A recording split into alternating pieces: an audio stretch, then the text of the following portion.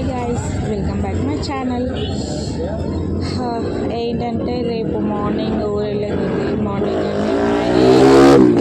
ఏ టైంలో తీసుకెళ్తాడో నాకే తెలియదు. సో అప్పుడు తొందరపడేదానికంటే ముందుగానే నేను బట్టలు అవి చదువుకుంటే కొంచెం నాకు బర్డెన్ తగ్గుతుంది వెళ్ళే ముంగుట అని చెప్పేసి నేను డ్రెస్సెస్ శారీస్ అన్నీ తీసేదే చదువుతున్నాను. చాలానే బట్టలు తీసాము, అన్నీ చదివాను. మా ఆయన బట్టలు ఇంకా చదువుతుంటే చూడండి, మా ఊళ్ళో ఆటకి నాకైతే దిమాగ్ ఖరాబ్ అవుతుంది. ఆయన స్పూన్తో అంతా బ్రషింగ్ చేస్తుండు, అంతసేపు అలా చెల్లిని ఆడిచ్చిండు బాగా.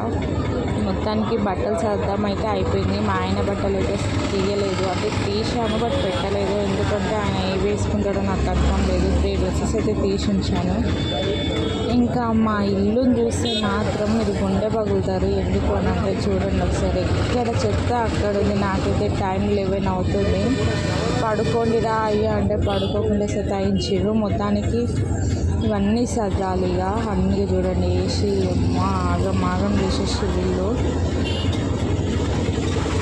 మొత్తానికి ఇక సర్దాలి కాబట్టి తప్పదు. కాబట్టి ఇక మదర్ అయ్యాం కాబట్టి ఏంది బట్టి అనుకుంటున్నారా? ఇంకంతే, నా మాట తిరిగి అంతా. మొత్తానికి సామాన్లు అయితే సదిరేసాను, ఇంకా కొన్ని ఉన్నాయి అటుపక్క. మీరు చూస్తే మాత్రం గుండె పగులుతారు. ఇప్పుడు ఒక్కటే కాదు, ఎవ్రీ డే నేను చదువుతానే ఉంటాను, వాళ్ళు వేస్తూనే ఉంటారు. ఇప్పుడు వీడు ఒక్కడుంటేనే ఇంత ఆగం ఉంది. ఇద్దరు కనుక నాకుంటే ఏ డబ్బాలో పెట్టినా ఏ బ్యాగ్లో పెట్టినా 2 బ్యాగులు చింపేసిండు. డబ్బా అయితే పగలగొట్టి పడేసిండు. ఇదంతా కాదని చెప్పేసి ఆని సామాన్ల వరకు ఒక బకెట్ పెట్టేసిన. మరి ఏం చేస్తాను గైస్, బకెట్లు అయితే మాకు ఫ్రీ. ఎందుకంటే మా ఆయన జెస్సీ కోఆపరేటర్ కాబట్టి అక్కడ వాళ్ళ కంపెనీలో ఆయిల్ బకెట్స్ ఉన్నాయంటే ఇక ఇంటికి తీసేసుకొని వచ్చేస్తాడు. సో ఇక బకెట్స్ ఉన్నాయి కాబట్టి నేనైతే బకెట్లో ఉంచేసిన.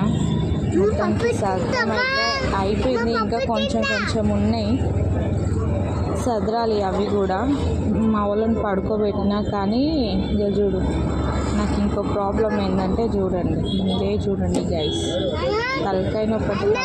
లైట్స్ అన్నీ ఆఫ్ చేసి ఇక పడుకుందామని చెప్పేసి బెడ్రూమ్లోకి వెళ్తే మా చిన్న తల్లి లేచి ఏడుస్తుంది.